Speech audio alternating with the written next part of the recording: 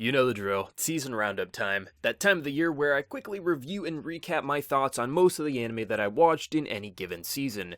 I say most because I'll probably end up forgetting something, or there was more that I watched, but because it was so bad I tried to forget about it. Or I just couldn't think of an entertaining way to hate on a show. Anywho, let's get started. If there is a surprise of the season award, I think this takes it, just because it had a lot going on for it even before it aired. The scriptwriter also worked on a series such as Pet Girl Sakuraso. This delivers in a way that most anime fail to do, where it portrays a really well done high school drama series with sprinkles of romance all around it. All focused around a medium-sized cast all about to finish high school and move on with their lives, just because it brings back the past for these characters and focuses on them finishing one chapter of their life and moving on to the next. The production did have a rough time in the middle of the series, but luckily it pulled through and made for one of the best series of the year and one that no one should miss out on. Unless you just hate school series, this is worth everyone's time. Coming from the creator of Gantz and produced by Mappa, this couldn't possibly fail, right? And I don't think it did. Seriously, this anime had me on the edge of my seat the entire way through, and not only did give us an older main character, they also delivered on one of the most unique and intriguing antagonists that I've ever seen in the anime medium. One of the most complex antagonists that really goes into their mentality, and though you know they are wrong, you understand where they are coming from, even if they are just batshit insane and lack empathy.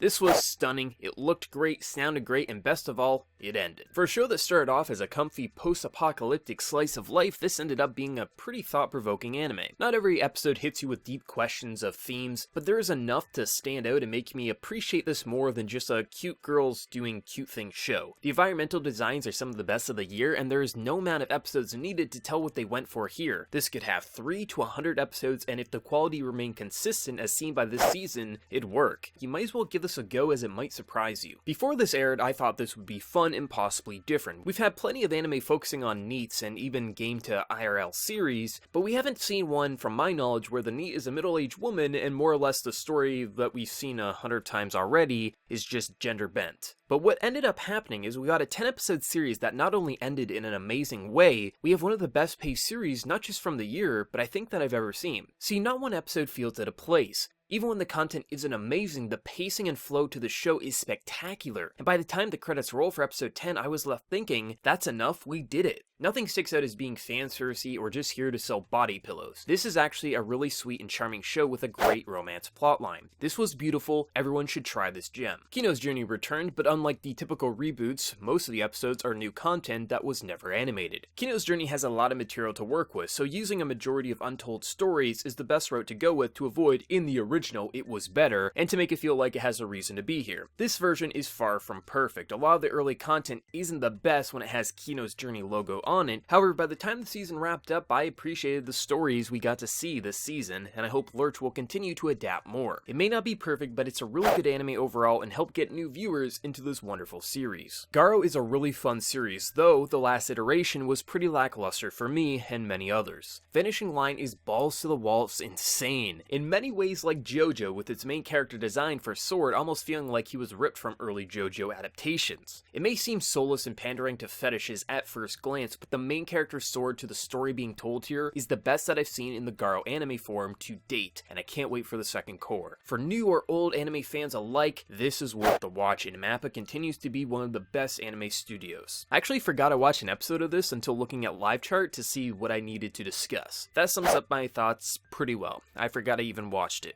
Shoot me. I actually haven't finished this show yet, but the 6 episodes that I have watched as a recording of this video I really enjoyed. It's a CG show about gem girls, and honestly, a lot of what I've seen may not be the most original or crazy out there, but it has this really weird charm to the show that made it sort of like a cult following for the season. Maybe it gets bad later, but from what I've seen, I really dig it. I low-key enjoyed this anime the most this season. Now listen, I'm not here to look blindly past its faults or come out here saying like this is a masterpiece. A lot of people liked Ouran High School Host Club. I wasn't a huge fan of it, but I didn't hate it. Blend F's, though very different, makes me very happy and have fun in kind of the same way that I think Ouran fans feel. What started out as a fun maid cafe show turned into a really sweet romance-esque anime with a few relationship mini-stories tied together in an interesting and funny way, all set in this cafe. Not much stuck out as just being fanservice bait, but for the most part it felt pretty damn charming. This isn't some 10 out of 10 masterpiece beat bop level shit. Nothing feels overly wrong or very weak about it, and I looked forward to more every single week. I like it, maybe you didn't, but this was pretty damn fun. This is actually my anime of the season if I'm looking past just a fun time. Wit Studio has been one of my most anticipated studios ever since Attack on Titan, and what I mean by this is, what would they become? Would they become a one-hit wonder, or would they become something like MAPPA? Overall, I've enjoyed most of their works to date, with Empire of Corpses being their current standout, though they haven't really had another hit since Attack on Titan until Magus' Bride. I think the easiest way to sum up my feeling for this anime so far is the greatest of fairy tales brought to life in the anime form. A compelling and well-executed female protagonist, a beautiful and captivating world with sound and visuals that will blow you away, with a central hook that is Elias that is so unique it sticks out among all the anime out there. It doesn't really feel like an anime, but rather a real world, and that's why when this ends, it won't be forgotten among a lot of the flavors of the season. I think the best way to sum up this anime is what would happen if anime fans made an anime about anime fans. I think that sums it up nicely. It's weird and it gets weirder as it goes on, but there's some heart here, and though it's not the best show and the one that you need to watch from this season if you're only going to pick a couple, if you're looking for something pretty fun to watch and you've already seen the heavy hitters of the season, give this one a go. It's a pretty fun binge. Back when the first season aired, there was this uprising to slam down anyone who liked this show, and I admit it's trashy, but it never tried to do anything other than be a comedy, so it never was really an issue for me. But this season I ended up dropping only a few episodes in. There isn't anything that wrong with it or different about it, but either I grew out of liking this show, or more just isn't always better. If you like the first season, you probably will enjoy this, but this really wasn't for me a second time around. This is an anime that feels pretty unique overall, especially when I look at 2017 as a whole. Visually, of course, it's stunning with so many like watercolors and beautifully detailed backgrounds, but the idea of a floating island, all these magical wielding kids dying at an early age with this element of unknown, made this to be one of the best shows of the season for me, and I want many, many more seasons. Maybe the writing for the characters won't be for you, but give this a shot if you haven't already. Now I'll admit, Eromanga Sensei was a fun time to see how bad this can get, but we really need to draw a line and say one bad Emoto trash show every 5 years or something. Because no, this isn't good, and I think for the first minute of the show is the only laugh-worthy content you'll find here. It's pretty bad, but that's like saying water is indeed wet. We all knew it. Overall, I think the first 3 and last 3 episodes are fantastic and the rest is okay, but it never drops below the fun level. Is this a must-watch? No. Is this horrible? No. Is this a fun battle royale that does it better than most? I'd say yes. I don't like these kinds of anime more times than not, but I'm glad I gave this a watch as I had fun every single week with it. I won't remember it months down the line, but it doesn't change the fact that it was a really fun watch for 12 weeks. If you like anime shorts,